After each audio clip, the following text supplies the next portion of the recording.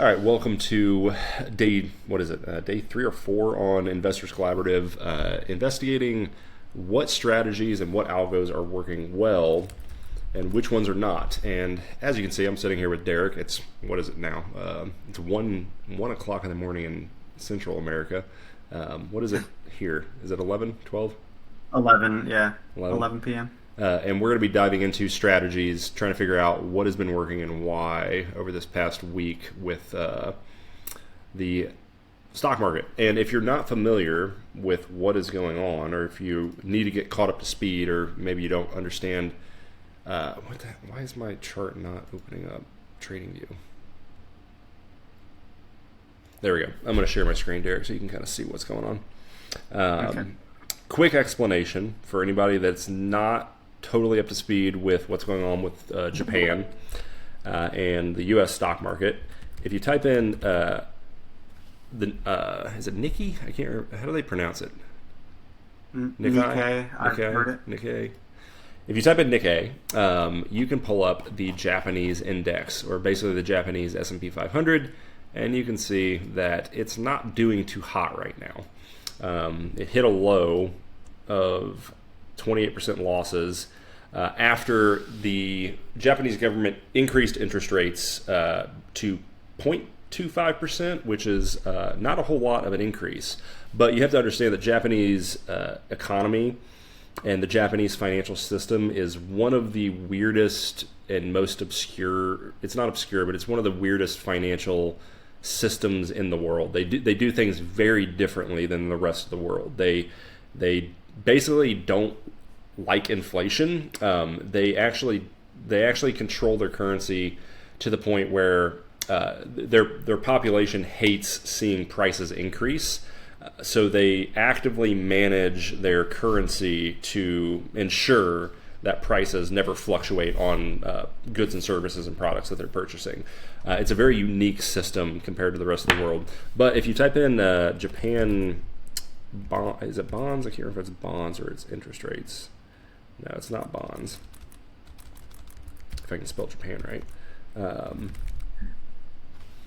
Yeah, if we go to, let's type in interest rates.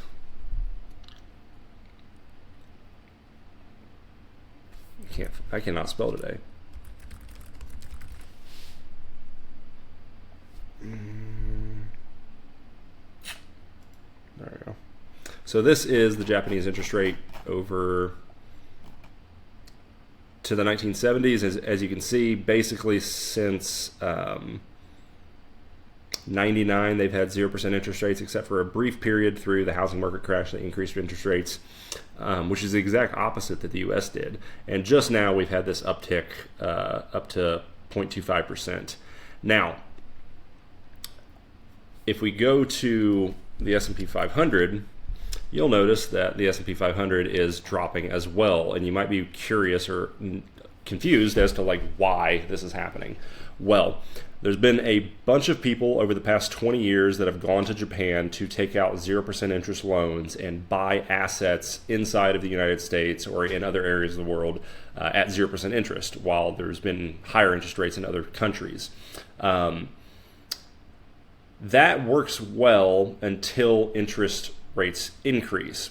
So if you buy assets that are denominated in the currency that you live in, like if you take out US dollars and you buy a property with US dollars, it's much more stable, because as the US dollar fluctuates, or as just the US economy fluctuates, your assets that you own also move in synchronicity or in tandem with them.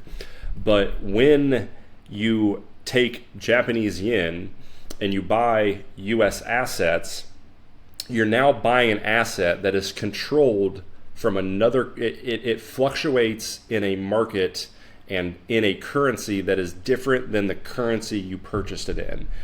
If you've ever studied the U.S. going into countries like Argentina, Venezuela, there's been a lot of countries that the U.S. has gone to where we've loaned them U.S. dollars, and in the fine print we put that we're going to give you $1 billion, but you have to pay us back in US dollars. It's very specific. It's a very important point to the terms that these countries sign.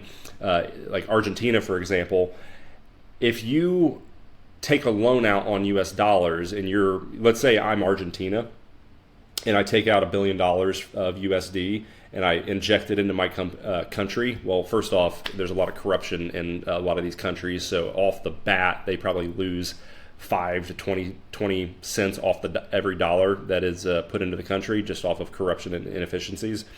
But if your country is not producing a GDP equal to the growth rate of the US GDP and the US growth rate, what happens over a 20-year span or a 10-year span is the US dollar will continue to appreciate, or well, actually it appreciates, but the US economy and the US assets appreciate at a faster rate than the currency you have in your country, and your country does not keep up.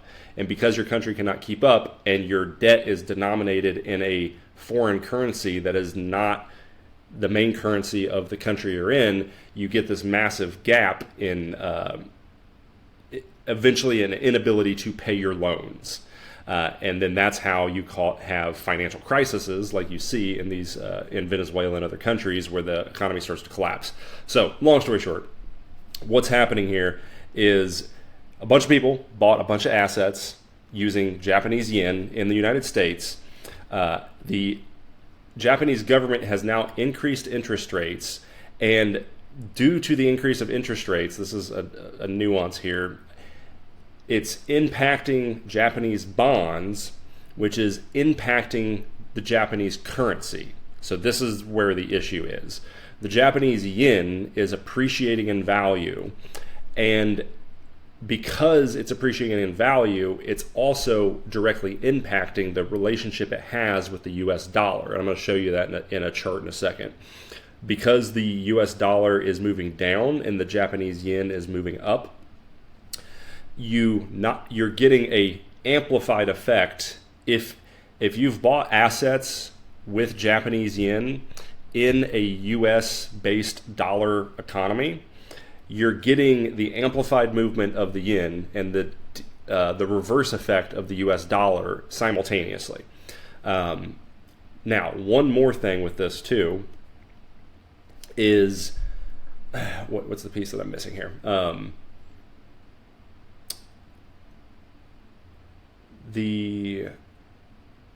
me show you the charts, and that'll come back to me. So let's go back to JPY USD, which is the Japanese yen denominated in US dollars. And is my computer going to go super slow? Dereck, can you still hear me? Yeah, I can hear you. Yeah, sometimes you're freezing up. It's because I'm running on a hotspot. Okay. Let me kill my camera here and see if that saves some bandwidth. Yeah, we don't have internet at the Airbnb yet that we're building. So, all right. JPY USD.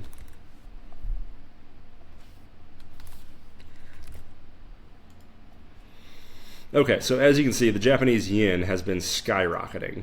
And if we go over to, let's do USD Euro, because this is a bit better of a denomination. You can see it's not too much, but the US dollar has dropped down a little bit relative to the euro. It's not exactly a great comparison, but compared to the JPY and the USD, the yen is moving up. Now, you might be wondering why a currency moving up is causing this massive sell-off in the US market. Well, it's not a massive sell-off, but it's a pretty sizable snapback. So in most economies in the world, this is again why Japanese economy is weird, or specifically the financial system of Japan is very weird. In most financial systems in the world, we run on an inflationary perspective or an inflationary philosophy. For example, Dereck, you own your property, right? Yeah. You bought it what year? 2021. Okay, so you're before interest rates increased? 1 year after. 1 year after? Okay. Yeah. Have you had a property before then? Yeah. When was the first property you ever bought? 2017. Okay. How much was your mortgage payment? In 2017. Yeah. Like $1,100 a month. Fixed rate? Yeah. Okay. So the $1,100 that you're making then to pay off that property, fast forward to 2024, you're probably making more money and getting paid more money because of inflation. And this is just the natural progression. So in U.S. economies and in most economies in the world, your debt actually gets easier to pay with inflation because the amount of money that you make per year slowly increases, but your fixed rate debt stays the same. So if I took out a mortgage in 2000 for like $500 a month, that's nothing today because of inflation. The opposite is happening right now in Japan. So because the yen is moving up, what's happening is the people that have taken out all these loans, the money that they're making, the yen that they need to make is now, well, let me check what the yen has moved up right now. 13%. Right now it's sitting at 10%. Essentially, they are going to have to output 10% more work or take, if you're working a 40-hour week, now you have to work 44 hours to pay your debt. Now, that's not a big deal for an individual, but for corporations that have taken out billions of dollars to buy assets, and those assets have fixed costs and they have fixed rates of return and fixed incomes that they generate, this really screws up the system. Like imagine going to the bank and taking out a loan, and then the next day you wake up and it costs 10% more than what it did. But instead of a couple $100,000, it's billions of dollars. So that's what's happening right now. Long story short, yeah, I was trying to explain that quickly, but that was not quick. Well, and yeah, I wasn't sure what was going on with it because I don't follow the Japanese yen and stuff like that. So I just hear about it in the news, and then it's like, okay, now Yeah. what? Yeah, and a big part of it too is fear and its emotions. At the end of the day, a market's always moved because of emotions. So a lot of it's the just unexpectedness that's kind of causing the amplification. It's the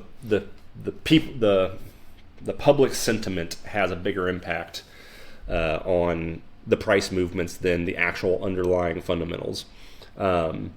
In the short term. In the long term, the fundamentals correct themselves. But I would say that's one of the catalysts. But the other catalyst is the unemployment rate going to above 4%. Now it's at 4.3. our unemployment? Ours, yeah. So, Interesting. and then the jobs numbers were not good. They were like 114,000.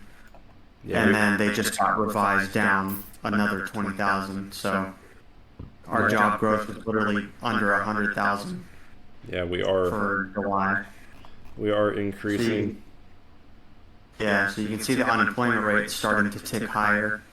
So That's probably yeah, spooking investors too. what I always look at is the angle of attack on a trend. So like it's not so much how high it is, it's the rate at which it's moving. It's pretty sizable. And there's just a lot of fear coming into the market. We've got elections, Trump, they just tried to assassinate him. There's just a lot of fear, and it's not even financial fear. It can be just fear in general. It can just be uncertainty emotionally that can cause people to start to do things irrationally. And with layoffs, with tech layoffs, with all of the stuff that's happening right now in the economy, there's a lot of uncertainty, and uncertainty breeds instability. And we can also see a lot of volatility coming into Bitcoin. You can see it in the chart. For those of you who aren't super well versed in technical analysis or price action, whenever you see like, typically prices oscillate in a very specific range. They usually converge. So for example, this price action here, you see how it converges, and this one has a trend, and then this one has like a trend, and then this one has a trend. They all kind of fit into a very kind of even, or they close in on themselves, like the price action closes in on themselves. This is actually a psychological effect, or a buying and selling pressure, where imagine a bunch of people are buying, which is pushing the price up, but eventually the amount of buyers dries up, and then there's people selling and wanting to take their profits, or there's short sellers that are taking short positions, and they start stacking in, and they start creating selling pressure, and then eventually there's enough. This is how you get consolidations periods, and you get like these sideways chops. Is you have a big run up on a price, and then it starts to go sideways because there's selling pressure that's starting to push it down, and there's not enough buying pressure to push it up. And then it reverses because the selling pressure takes over, and then you have a downward movement of selling pressure, and then eventually more buyers come into the market to take long positions, or to sellers take their profits on short sells, and then this is how you get that movement in price. And as the price shrinks, for example, like here, this converging pattern creates a squeeze. So eventually buyers and sellers get so tight in their movement that you have like a blow off, and a bunch of pressure comes into the market, and the market makes a decision, and then you have momentum and you have a breakout, and then the pattern will run to the next thing. That's how normal markets work. So it's very, very normal to see, standard patterns of movement in them. We're not seeing a standard pattern right now. So this is called, I can't remember the exact term for it, or the terminology. Can you remember what it is, Dereck? Or what, that range bound? It's specifically volatility coming in, where the amount of selling and the amount of buying is actually increasing. So what's happening is buyers are coming in and pushing the price up, and then sellers are coming in and pushing the price down. But every time it comes down, it's making a lower low, because there's the buyers are becoming more uncertain. The buyers are not willing to take a position. Typically you would see buyers taking a position here, or they would be taking a position in like a trend, but they're not. You're constantly making lower low, lower low, lower low, and what's happening is buyers are drying up, and there's less and less every time interval, and there's more sellers coming into positions every single time, which is creating a widening gap, which is an increase in volatility. So if you're watching VIX, or you're watching any kind of volatility assets, as they increase, you will see more of these patterns emerging in asset classes, where they start widening as time goes on. Okay. So with that said, with that explanation, is there anything I need to cover, Dereck, as far as U.S. equities or U.S. markets? How this is impacting, or what I want to do is jump into algos that are working right now. And so far, I want to hear what you've seen, but what I've seen is volatility assets are obviously bullish right now. Bonds are actually doing decently, and let me check UUP. I can't remember if UUP. What's the inverse of UUP? I don't know.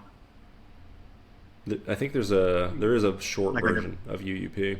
Yeah, that I don't know. But there's there's quite a few things that are doing well. Industrials has held up pretty well. Utilities. It seems like what's happening now. Well, let me kind of give my take. Okay. So since the beginning of the year, we've had this sort of AI craze, which is driving tech stocks and semiconductors astronomically high, way higher than probably where they should be, which kind of explains this rapid sell-off, and then you see this massive spike in the VIX because of the JPY news, and then also I think because of the unemployment rate ticking higher, uncertainty with the U.S. election. There's the news with Iran and Israel now that's starting to get hotter. So there's kind of a lot of things happening at the same time. But as far as the markets go, we've seen this huge rise in tech stocks and specifically in semiconductors. And so that's been running and running and running. And basically AI, from my perspective, has basically been dragging the entire market higher with it. And so you've seen the S&P go higher and higher, the NASDAQ's gone higher and higher. The Dow hasn't really followed the two of them, which tells me only certain sectors of the economy have been on the rise. But if you compare the Dow Jones to the S&P and the NASDAQ, it hasn't correlated very well with them. And then, especially if you look at small caps haven't done very well. Interesting. Yeah. Like recently. So another trick that I like to do. Do you ever do this, Dereck, where you do DJI versus SPY? I've seen people do it before. I haven't done it personally. No. It basically shows you it shows you which asset you can invest in better. It's like Bitcoin USD or Bitcoin versus Ethereum. It shows you the relationship with greater clarity of which asset is doing better or which asset can you be investing in. And this is saying that the DJI is performing better than the S&P 500. Yeah, especially over the last few weeks, it definitely has been.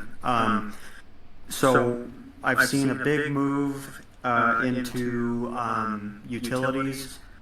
Gold has done very well alongside equities, but gold seems to be holding up a lot better than equities. And then gold is better than the S&P 500 right now. Yeah, and then consumer staples has held up extremely well too. If you look at XLP, that doesn't even seem to be affected from the recent sell-off. So you can tell that the consumer staples sector of the economy has actually been holding up.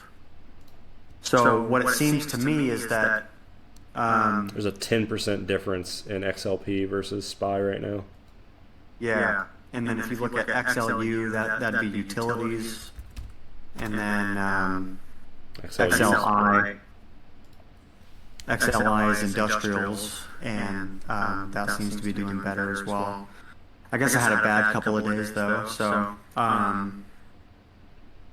but the sell-off is definitely heavily focused in the tech sector. And it seems like it's shifting from the tech sector to the more stable stuff like utilities, consumer staples, and then treasuries too. And you also notice too that the longer dated treasury bond ETFs have started to take off ever since the anticipation of the rate cuts. And so that almost goes to show that this the inverse relationship to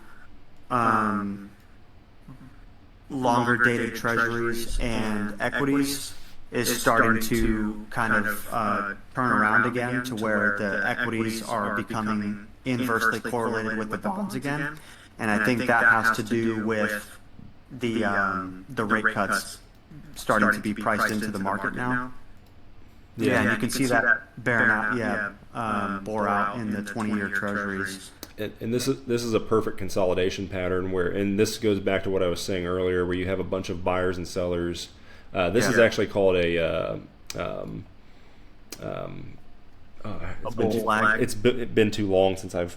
This is actually a bear flag or a descending triangle, which has a 5-point wave and then it breaks out. But this here is called it's a test and reclaim, where the price action, the sellers basically pile in, or it can also be called a short trap, but sellers pile in and break the price action below the previous point, and then they think that it's going to sell off, but then immediately they get bought out and they get stuffed, and they get the buying pressure pushes the price action back into the range of where it was normally, and then because it hits here and it fails and it goes, you have more buyers coming in here, which confirms this thing over here that it's a fail, that there's not enough short pressure to push the price down. Now, if the price does come down and then it starts making lower lows, then we get into a situation where we're in now, where there's increased volatility and increased fear, and the price is moving down. But because it got rejected here, it's now breaking out of this pattern, and this is actually a perfect golden cross pattern. I'm sure if I threw the 200. If you can bring up your RSI chart too, and you can most likely see divergence on the RSI. So typically when you see a lower low on the chart, but you see a higher high on the RSI, that's divergence, and that typically tells you that the bottom may be in or may be close to being in. So let's see. He's saying what's the setting on your RSI? What do you want it to be? I can make it do 20-day first, and then I want to see the 60-day. Okay.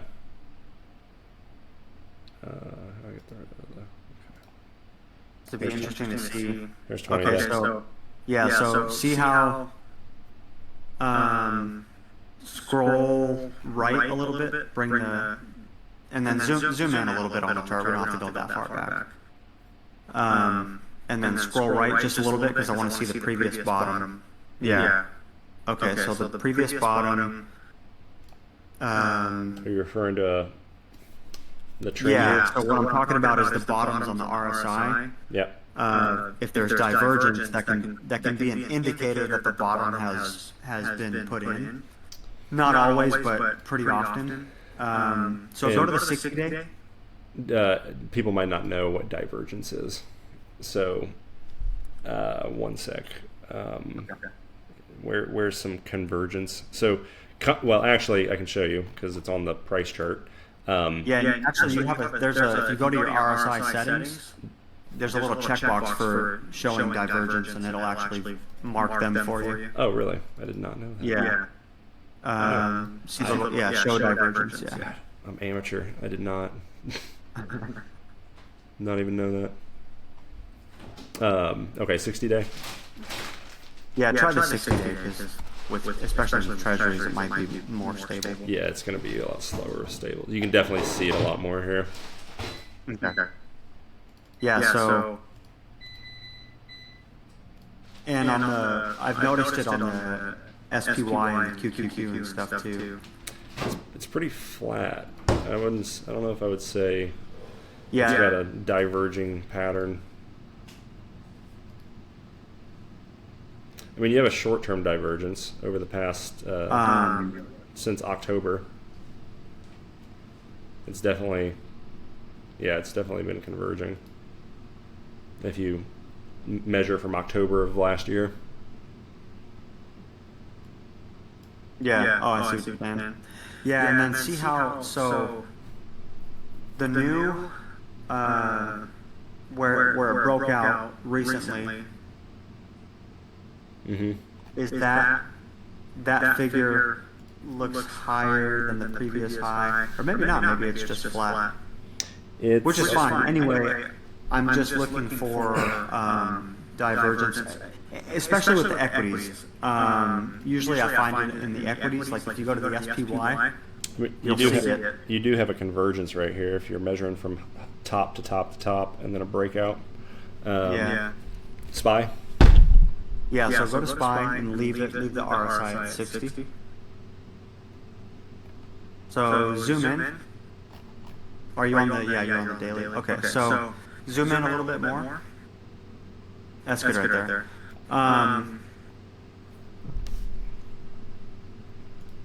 Make your RSI chart a little smaller.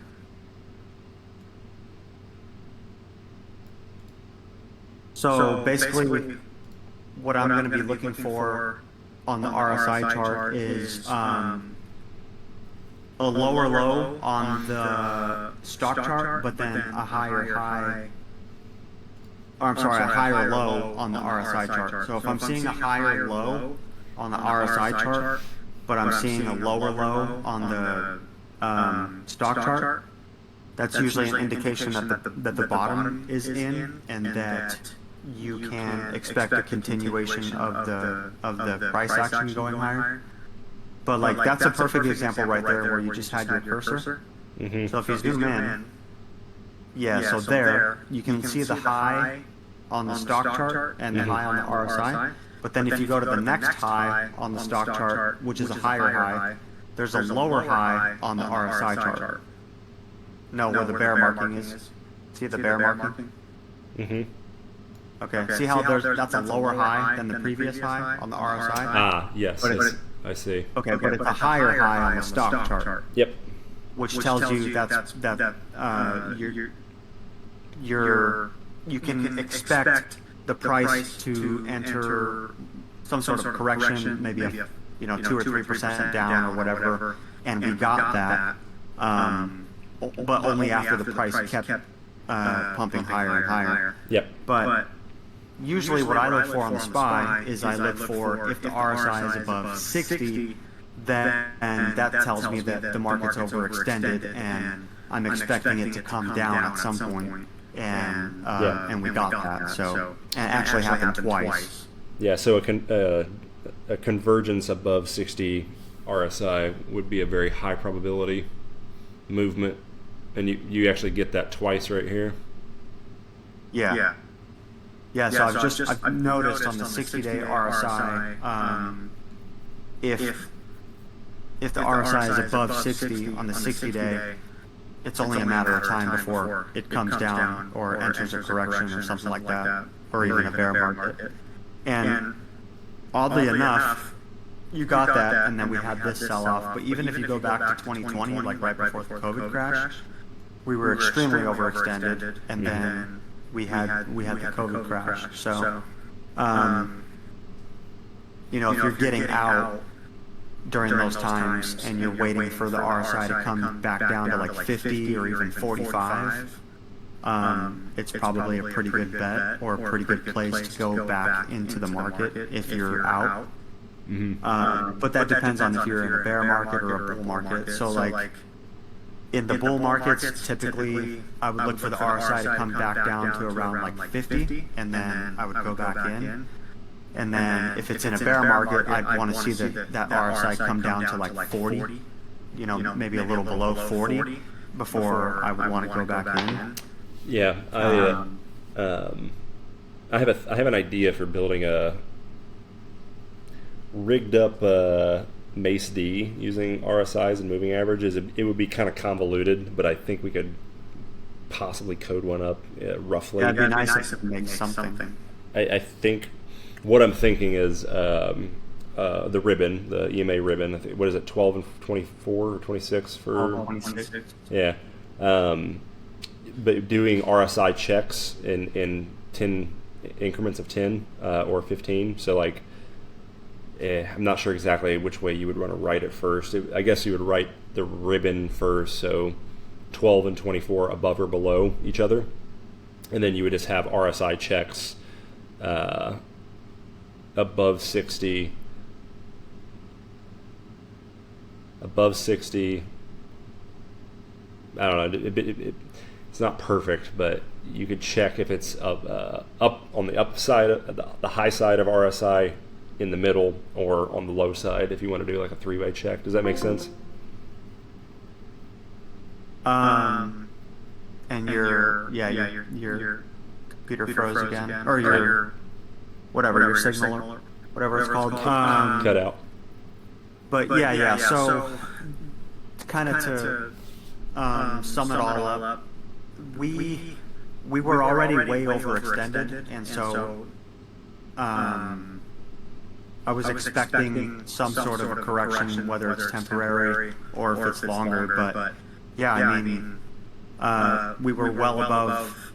We went well above 60. We did it numerous times. So I was expecting some sort of a sell-off. I don't know how severe it would be, but if you look at, let's see where we're at now as far as the RSI on SPY.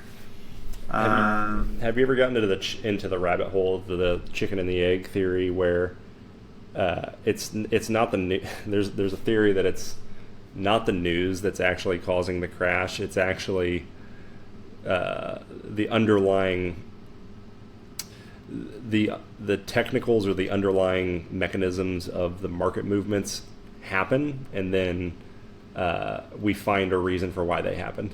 Like we rationalize that, it was because of the Japanese followed carry trade and all that.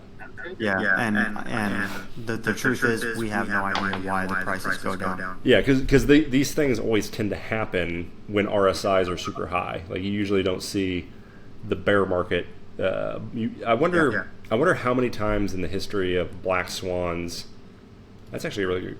I've never actually looked at that. Let's look at the S&P 500. What was the RSI for every black swan? Well, we know 2020 it was way overextended. So I know that one for a fact. Interesting. Is that 2007 or 2008? So I guess there was a big. This is 2008. We hit 60 right before, but then you see a massive divergence here. We have higher highs on this peak on the price action, but super low RSI on this one. Yeah, see, and that's what I was trying to explain. Yeah, is the divergence of the RSI from the actual price chart. As the price is making higher highs, the RSI is making lower highs. There's your divergence. It's not a guarantee, but it is telling you something. Yeah, and what if you're not following, what he's talking about is this point, and this point is lower, but up here, this first point is actually lower than this one.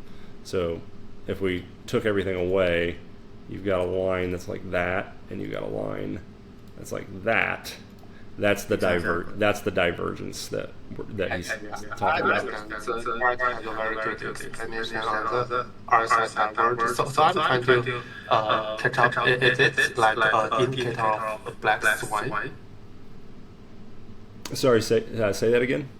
So he's wondering if it's an indicator of a black swan event. You're never going to know. Yeah.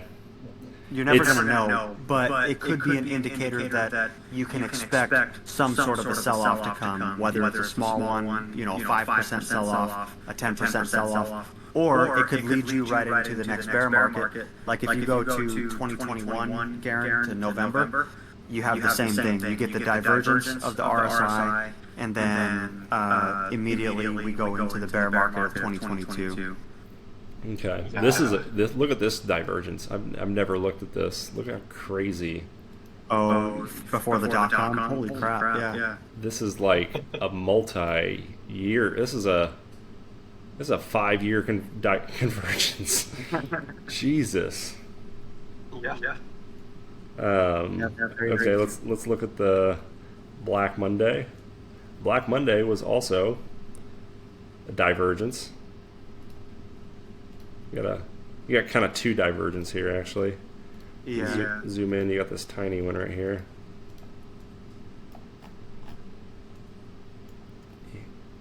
And you can see higher highs. I think the angle has a bigger impact too. It's a very steep angle on this divergence. Mm-hmm. Yeah, that's interesting. And what was the RSI reading before Black Monday at that top? It was pretty high. 65. 65. Yeah. See. So, So it for hit example- above. I'll move the lines to 60 so you can see it easily. Okay. So, for example, like, so if the RSI is going above 60 and you're controlling the risk of your portfolio by taking profits off the table, stuff like that, you can avoid some of these huge drawdowns by de-risking your portfolio if you know that the market is overextended. Yeah.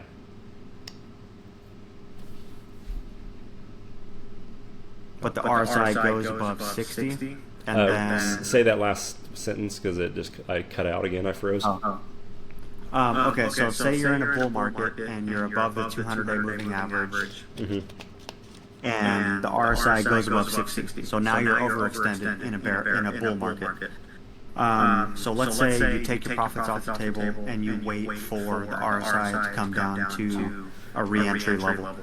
If the price stays above the 200-day moving average, but the RSI, that 60-day RSI comes down to around 50, then I would, me personally, that's probably when I would go back in.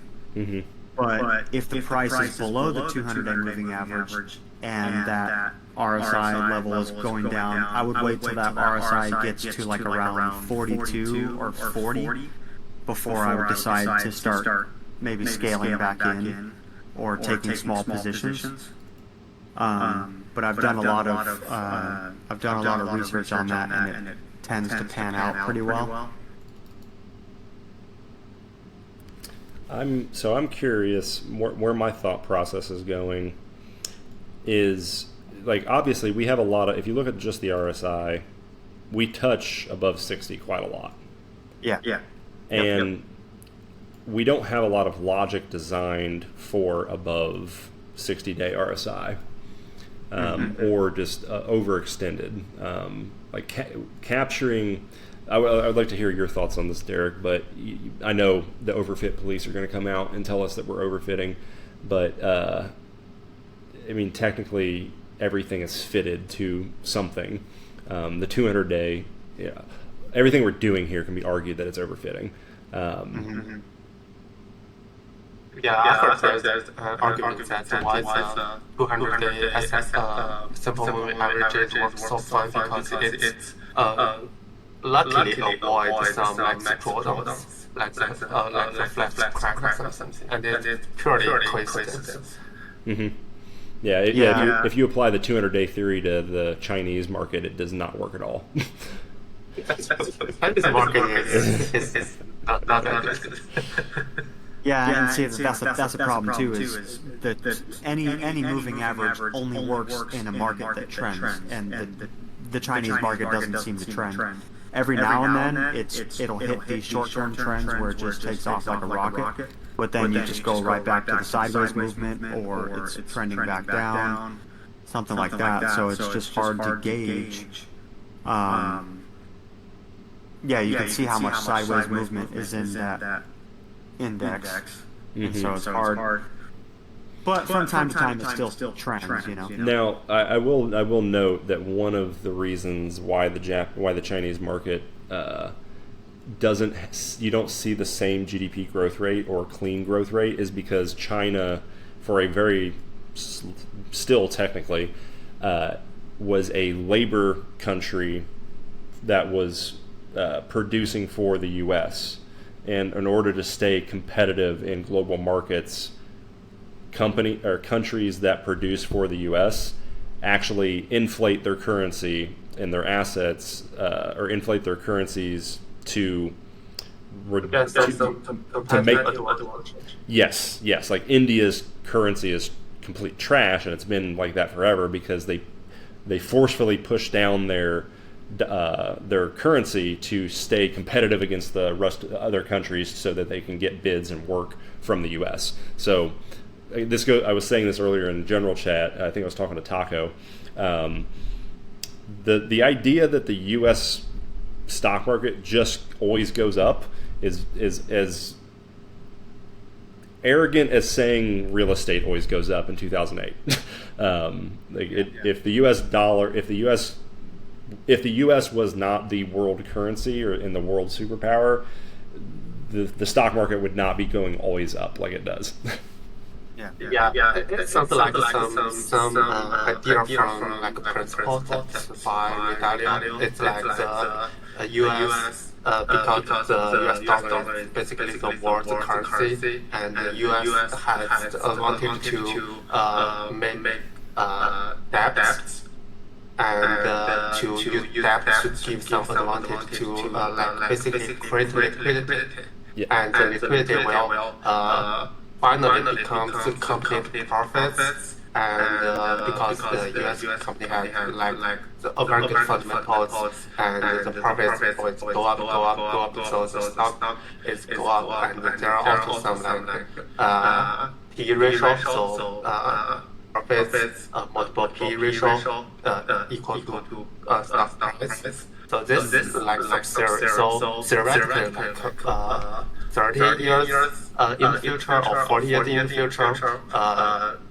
if U.S. dollar not become like the world currency, U.S. will lose this advantage, like basically creating liquidity. Yeah. So that's an issue. But nobody is gonna happen about it. Yeah.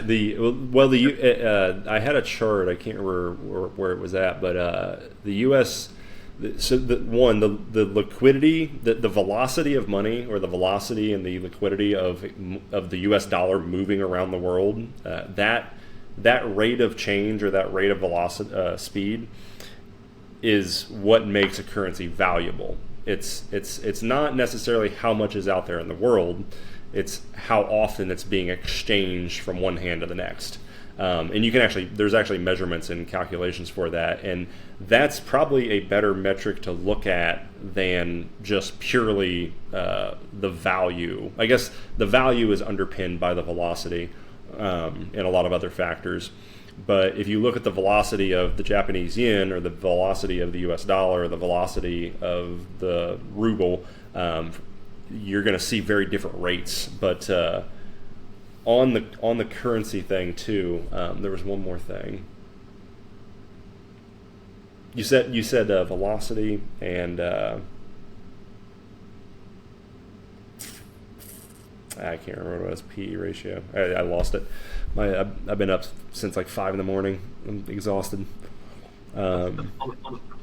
So I've actually got I can hang out for like another 5 or 10 minutes, and then I have to continue building this Airbnb. But Dereck, what are you seeing? So let me share my screen again if you can see it, Dereck. I've been putting together a list of algos that I have not gone all the way through yet, but I started analyzing them and seeing which ones have been holding up decently well during this whipsaw. Anazi's Biorect version actually, for some reason, has held up very well. Let me see if I can. Let me see if I can open this. I know there was some mean reversions that popped off in the beta ballers. That's worked pretty well. So this Biorect is completely ignored. Yeah, that's awesome. And it's Procter & Gamble, ABV, and Berkshire Hathaway. I think it's got a deleveraging logic. Actually, what am I doing? Just edit it. And that was a live money chart. That was not a back test or out of sample. Yeah, I saw that. It's somewhere in here. I can't remember if it's okay. It's not. I think it's a sort function in here. 20-day cumulative returns. Three. Let me isolate it. But have you been analyzing any strategies? Have you seen anything that has been holding well? Yeah, mostly the stuff that gets out during the 60-day overbought period. That stuff has been okay. It's basically just gone sideways instead of losing a bunch of money. And then the stuff that has been profitable have been the strategies that are not equities strategies, from what I've seen. So stuff that's bond focused, stuff that's volatility focused. Those have done pretty well from what I've looked at in my own watch list and stuff like that. I haven't dived too much into the database. I probably should. The other thing I've been looking at is just other index or other indices. How agriculture's been doing, how commodities have been doing, utilities, stuff like that. So like agriculture's getting destroyed, oil's getting destroyed, commodities is getting destroyed. Oil's getting destroyed? Yeah, oil's going down. I guess that makes sense though. So here's the interesting, it's not, I mean, USO is not. Which oil are you looking at? Oil K? Oh, did I freeze again? Did I lose you guys? Hello? Yep. Nah. Am I back? Hello? Yeah, you're back. Which oil are you looking at? Because USO's not too bad. So I'm looking at XOP, which is S&P Oil and Gas Explorer and Production. And then I'm also looking at DBO, which is a Invesco DB Oil Fund. 19%. Okay, so the production is taking a hit. Yeah, but if you look at oil futures, they're not doing great either. US oil, so USOIL. That's oil futures. That's been going down for a while. Silver's not doing well. Gold is doing well. But do you have? I know you had like the what's it called?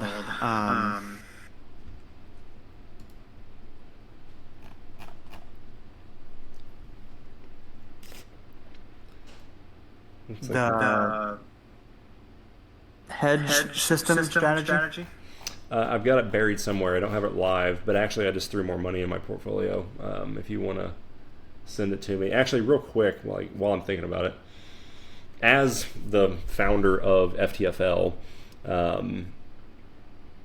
there's been a lot of people that have been running a lot of tech strategies that are getting wrecked right now. As the person who created FTFL, what's your opinion on people running heavy tech versus, because you've got your strategies for hedging and oil, and you've got all kinds of strategies that are not focused on tech. Yeah. I mean, me personally, if I'm trying to control for the risk exposure and I'm trying to reduce the volatility, then the tech strategies that's not something I want to be heavily invested in. So I would be I'd be hedging for sure. I would be using the strategies that are heavily weighted in bonds and heavily weighted in volatility, not the leveraged volatility, just like normal, VIXY or SVXY. A lot of days when the markets keep selling off, but they're not selling off very hard, SVXY will still go up in value. So there's a lack of volatility, but you can still take advantage of uptrending inverse volatility. So, if mean reversion has been a good bet lately. You want me to share my screen actually? Yeah. Oh, you froze again. Oh, there you are. Am I back? You want me to share my screen? Yeah, you can share your screen. Okay. So are you using 60-day RSI above 60 as a deleveraging in a lot of the strategies? Yeah. in my tech strategies. Yeah. Yeah, so like in my TQQ one, yeah, I am using that, so it's helped. And let me share my screen.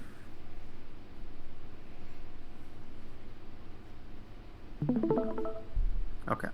So this is the zero beta one. But I also have the other ones on here, hedgers and Dereck and hedge system. Let me just go to year to date, so it's not too much crap. But you can see like since July 25th, these have really taken off as the market started to violently sell off. So let me zoom in actually more. Yeah, that looks very clean. So like the hedge system one, you know, that's gone up 7% since July 1st. But they're all up. The zero beta, the hedgers, you know, and if you go down here, the zero beta is really meant for extremely low volatility, low drawdown, so you can see that.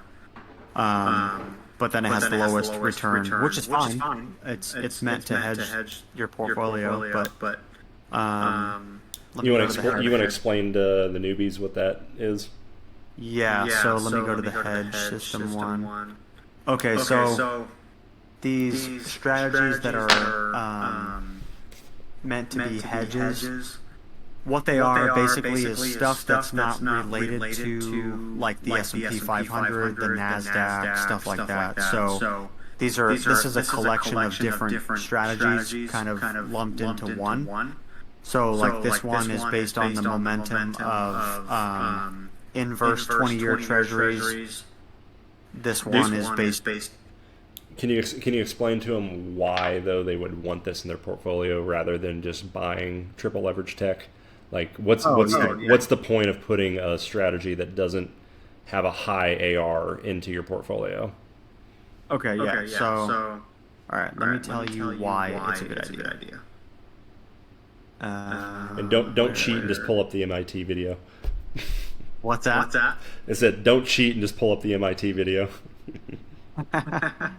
Yeah, fair enough. Okay, so if I actually let me open another page too, because it's gonna be easier to do it this way. Are you going to show them the reduction in volatility and drawdown?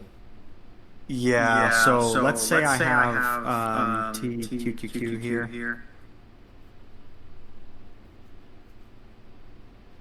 Or better yet, you know what? Let me do it this way. Let me go to a strategy like this one. Okay, so and this one doesn't sell off as badly, so it's not as bad of a drop. But like over here, for example, right? We had this sell off starting in July of 2023. So if we go back and look at it, I go to like the top. Okay, so we had like a 23% decline, and basically the strategy is just holding TQQ the whole time, right? So the reason why this is important is you want to be holding other things that are trending upward at the same time that this is trending downward. So do you wanna grab one of those? Just copy and paste your hedge system in there, and then show the drawdown and volatility. Yeah. Bring this over. Is that what you're saying? Yeah. So like show them the metrics real quick on this one. Okay. So let's go to. I'm going to go to where the sell-off started and about where it ended. Which is about October 27th. Should be somewhere around there. Okay, so you can see this sell-off was about 23%. So that's 100% in TQQ for the long term. Now, if I add in a hedge system, and let's say I equal weight these. So currently right now, the standard deviation, which is a measure of volatility, is about 31%. and the max drawdown is 24%. Now, if I equal weight the portfolio with something like this, which is everything that's not tied to equities, so bonds, volatility, inverse equities, anti-beta strategies like BTAL, it sort of creates a counterbalancing effect where, so currently the annualized return is negative 54 across this drawdown period. So with equal weighting it with the hedge, the standard deviation, so the volatility is basically cut in half, and the max drawdown is cut by about 2/3. Let's see, about 2/3. And then you can see the annualized return came up from negative 57 to about negative 5. And so instead of declining about 23% over that period, you're down about 1.5% over that same period just by equal weighting a hedging symphony with your equities symphony. Now you can actually, my argument would be this needs to be more like your hedge actually needs to be more heavily weighted than your equities. And the reason being is because this strategy is all 3x leveraged, and this one is not. So if you want to truly hedge it, the way you would do it is have a heavier weighting, so more than 50% in your hedges. Wouldn't it be more efficient as far as slippage and leverage decay on the triple leveraged ETFs? You're losing a lot of inefficiency. If you're going to deleverage like this, I would say just change out your tickers to SPY or change them out to QQQ, or even the FANG if you want to like get some amplified move. But you have that leverage decay on the triple leveraged over a 10-year period. That's a big loss in AR. Yeah, you know what? And it's a good point. However, I think that really only truly matters if you're buying and holding leverage. I don't think it necessarily makes sense if A, you're running an algorithm with 3x leverage, and B, your algorithm that's using leverage is only weighted at 32%. I don't think you're going to get the same decay. Go down to your order book. Let me see what your order book is. How often are you holding triple Q? Or down here? Yeah, just scroll down. Let's see what you hold. T-cell. Now leverage decay only matters when the market's going down. When it's going up, it doesn't matter. Are you sure about that? Yeah, I'm positive. Really? The way that leverage decay works is only if the market sells off and then recovering from that sell-off. But while the market's trending higher, like this period here, none of this has an effect on the volatility decay. Really? The volatility decay only matters in sideways markets and markets that are selling off. That's where the volatility decay gets you. Interesting. I did the math on this, back when I first became, when I was day trading, and I was learning about leverage decay. Interesting. Well, and if that could be true, maybe I'm wrong, but from the way that I've researched it, the volatility decay only has a detrimental effect if the markets are selling off or if they're going sideways, and you're basically buying and holding and you're not getting out when it starts to get bad. Makes sense. But another thing to note too on this isn't the only way to design this. You can also use a macro switch to measure the SPY. Like you can put a 200-day price of SPY above and below 200-day, and then when it's above the 200, you weight your FTFL logic to be heavier and the hedge system to be lower, or you can do above 60-day RSI, and then you go into a very hedged position, and then you hold that hedge until the momentum reverses bullish again on the 200. Exactly. Yeah, you don't always have to do it. Like, this is a very vanilla way of doing it, right? But try that real quick. Do it if. But it does explain. Well, hang on one second.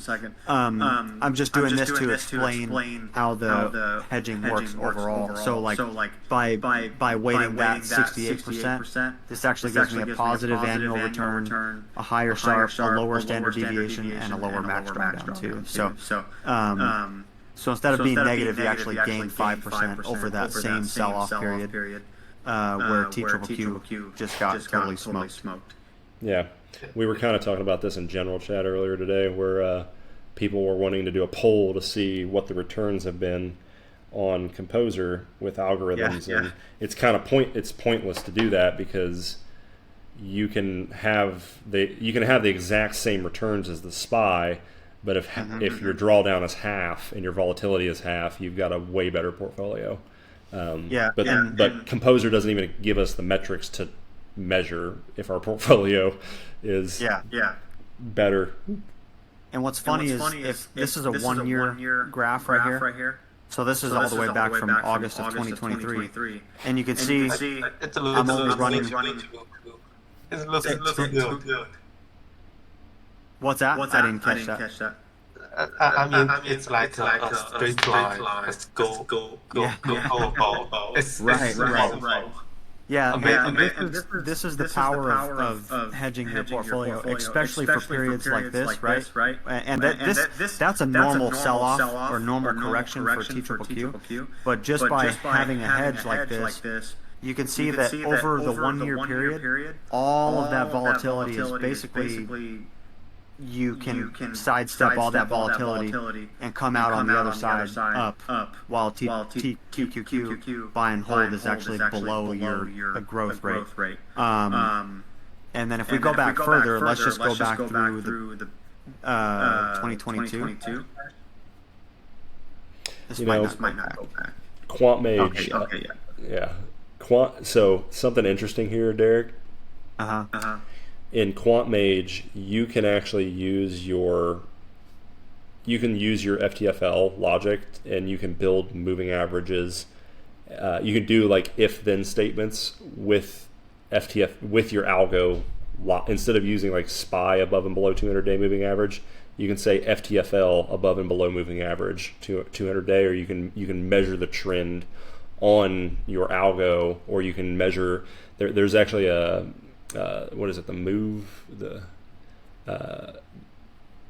there's a few trend tools that JJ has put into the system, and you can measure the bullish or bearish trend of your algo, and then leverage or deleverage with the actual movement of the underlying of the algo returns. I was just asking him if this makes sense to him. So, but just to kind of wrap up, buy and hold TQQQ versus a TQQQ strategy that goes long and short, but then is also hedged with a hedging symphony. This is how you can avoid disasters like 2022, right? Where let's see, TQQQ at one point was down 79% over 2022, and this symphony being hedged and everything is still 262% up at the same time. Not a bad strategy. Sorry. Go ahead. No, you're good. No, I was just saying, in QuantMage, you can build indicators off of. You can build leveraging and deleveraging switches with your algos. That's nice. That's actually a really cool feature. And let's see. So this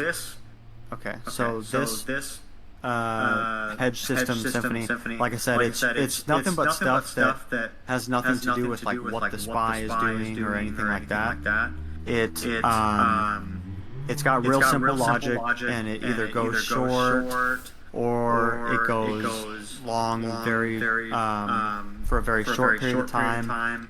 But basically, it's just stuff that's going to behave separate from what the market's doing. And if you look right here, the beta is 0.22. So it's like maybe 22% correlated to what the market's doing.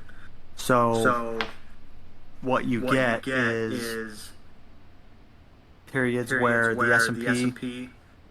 What's kind of cool too is like sometimes it's moving up with the SPY, right? But then as the SPY starts to go down, that's where they start to diverge. And then if we go look at 2022. Yeah, it's a slow creep, but it gets exponential as time goes on. Yeah, exactly. So like if you're back here, you might not, let's say you just started trading it live and you're tracking the performance and you're going, it's a little better, but not really that great. But if you just let the thing run, the divergence, it starts to go almost parabolic, really. I think that's something that a lot of people miss too, or they overlook, is every penny you save every day ends up becoming massive when you have extremely low drawdown. Yeah, and that's the crazy part is this hedge symphony has an 8% drawdown with a 61% annualized return, and that's barely using any long equities. Yeah. So you sleep a lot better at night in weeks like this. Yeah, for sure. And I specifically track certain strategies on my watch list to see that kind of stuff. So, for example, I'll weight them in a way to where you can't see the day's performance. That kind of sucks. But like this one, for example, so I kind of use my normal dark matter strategy, and then I weighted it in such a way to where it would perform like a hedge fund. So if you look at the year-to-date performance on it, it just slowly creeps higher. But if you look at the sell-off, there's almost no sell-off, which started right about there. And if you look at the hedge fund strategy, it just kind of goes sideways, basically. Doesn't really lose much, doesn't really gain much, but you're not down negative 8.5% in a matter of a couple of weeks. You're just at zero, basically, which is a good thing. Now the annual returns are smaller, but it's irrelevant. You're controlling your risk. And like you just said, you'll sleep a lot better at night for sure. Nobody likes seeing a sell-off like this right here. That's very hard to take. Especially when you first start. Yeah, absolutely. So I think we'll go to 2018.